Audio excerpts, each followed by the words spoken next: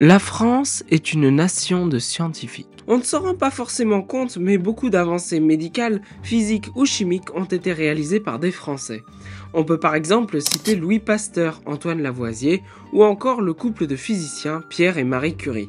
Ils sont assez spéciaux, car malgré le fait qu'ils aient réalisé des travaux communs, on ne présente que trop rarement le portrait de Pierre Curie. Aujourd'hui, je vous propose de découvrir ou redécouvrir le couple de physiciens chimistes Pierre et Marie Curie.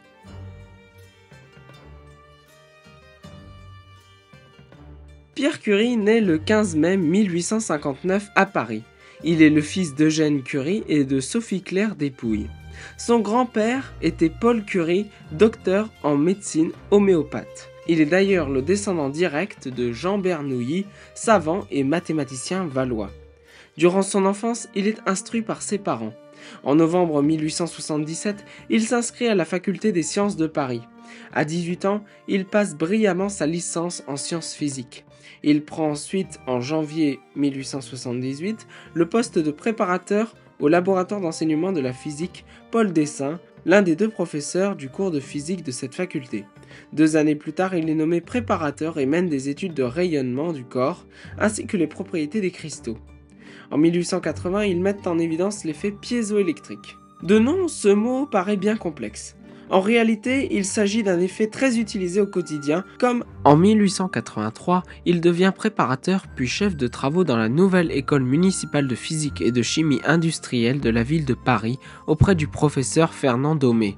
Il étudie l'effet piézoélectrique inversé et crée le dynamomètre piézoélectrique. Dans sa thèse pour le doctorat, il énonce la loi Curie et il définit le point de Curie. Le point de Curie, ou la température de Curie, correspond à la température à laquelle un matériau ferromagnétique perd son aimantation permanente, autrement dit, sa capacité à être aimanté. En mars 1895, Pierre Curie est nommé à nouveau au poste de professeur chargé de la partie théorique du cours d'électricité et magnétisme aux côtés d'Édouard Hospitalier. Pierre Curie est responsable du laboratoire de physique de l'école de 1882 à sa mort et chargé de l'organisation de l'enseignement de la physique. En tant que professeur, il forme aussi de nombreux physiciens comme André-Louis Derbienne, Georges Urbain, Paul Delorme ou Paul Langevin. Durant ses travaux, il n'est pas rare qu'il collabore avec eux. Il devient même ami avec des physiciens. En 1895, il se marie avec une femme d'origine polonaise, Maria Sklodowska ou Marie Curie. Avant de voir leurs travaux communs, retraçons son parcours.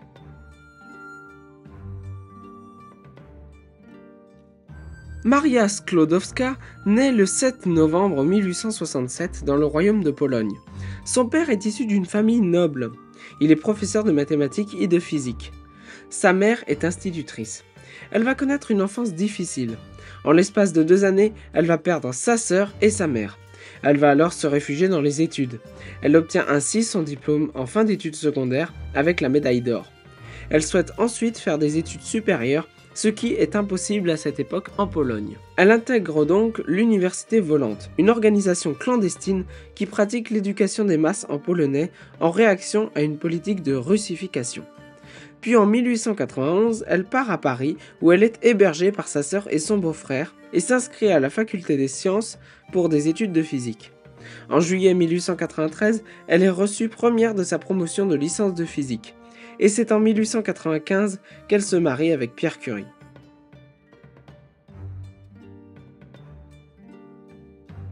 Ils vont alors mener des travaux communs sur la radioactivité. En 1898, Marie Curie commence à réaliser sa thèse sur la radioactivité.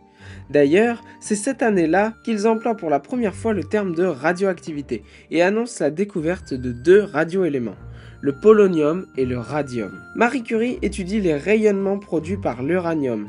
Elle découvre la radioactivité au thorium. Elle s'attache à quantifier les capacités ionisantes des sels d'uranium dans un atelier rudimentaire. En décembre 1897, elle élabore un protocole d'expérience, utilisant comme banc de mesure l'électromètre piézoélectrique élaboré par son mari et son beau-frère Jacques Curie. De cette façon, Marie Curie peut examiner de nombreux métaux, sels et minéraux contenant de l'uranium. Elle démontre ainsi que la pegblende et la chalcontite sont respectivement 4 et 2 fois plus actives que l'uranium. Marie Curie en déduit que les rayons Becquerel sont une propriété de l'atome et non une propriété chimique. Ces résultats sont présentés le 12 avril 1898 par Gabriel Lippmann à l'Académie des sciences. De son côté, Pierre Curie réalise des travaux du même domaine. Avec André-Louis Debierne, ils font la première découverte de l'énergie nucléaire en identifiant l'émission continue de chaleur par des particules de radium. Il étudie également les émissions de substances radioactives par radiation et en utilisant des champs magnétiques. Il montre ainsi que certaines émissions sont chargées positivement, d'autres sont chargées négativement et d'autres sont neutres. Jusqu'en 1902, Pierre et Marie Curie tentent d'extraire une quantité suffisante de radium pour en déterminer la masse atomique. Cette tentative fut réussie. En 1903, Marie Curie publie sa thèse et le couple reçoit conjointement la moitié du prix Nobel de physique la même année, puisque Pierre Curie a joué un rôle central dans la réalisation de sa thèse. Le prix Nobel fut reçu en reconnaissance des extraordinaires services qu'ils ont rendus pour leur recherche commune sur les phénomènes de radiation découverts par le professeur Henri Becquerel. Cette période de recherche marque aussi des changements de situation. Le 2 mars 1900, Pierre Curie est nommé répétiteur auxiliaire de physique à l'école polytechnique. Il démissionne en octobre suivant, à la suite de sa nomination à la faculté des sciences de l'Université de Paris, comme chargé d'un cours complémentaire de physique par l'enseignement au certificat d'études de physique-chimie et sciences naturelles.